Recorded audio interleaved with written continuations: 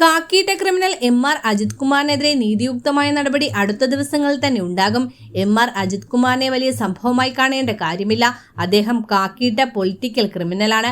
തിരുവനന്തപുരത്ത് അന്വേഷണ ഉദ്യോഗസ്ഥരെ വിളിച്ചുവരുത്തി റിപ്പോർട്ട് തിരുത്താൻ ആവശ്യപ്പെട്ട ഇദ്ദേഹത്തിനെതിരെ നടപടി ഉണ്ടാകണമെന്ന് കേരളത്തിന്റെ കോൺഗ്രസുകാരുടെ മാത്രം ആവശ്യമല്ല, കേരളത്തിന്റെ പൊതുജനങ്ങളുടെ താൽപര്യം കൂടിയാണെന്ന് എ.ഡി. Thomas MLA. പറഞ്ഞു. ആലപ്പുഴയിൽ മാധ്യമങ്ങളോട് പ്രതികരിക്കുകയായിരുന്നു അദ്ദേഹം.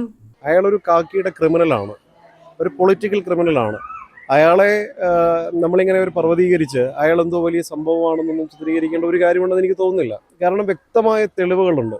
മുൻകാലങ്ങളിൽ അദ്ദേഹത്തിൻ്റെ ട്രാക്ക് റെക്കോർഡ് പരിശോധിച്ചാൽ ഈ വിഷയത്തിൽ ഗൺമാൻ്റെ മർദ്ദന കേസിൽ അന്വേഷണ ഉദ്യോഗസ്ഥരെ തിരുവനന്തപുരത്ത് വിളിച്ചു വരുത്തി റിപ്പോർട്ട് തിരുത്താനടക്കം ഇടപെട്ട അട്ടിമറിക്കാൻ ശ്രമിച്ച ഇയാൾക്കെതിരെ ഒരു നടപടി ഉണ്ടാവണമെന്നുള്ളത് ഇത് കേരളത്തിലെ കോൺഗ്രസ്സുകാരുടെയോ UDF പ്രവർത്തകരുടെയോ മാത്രം ആവശ്യമല്ല.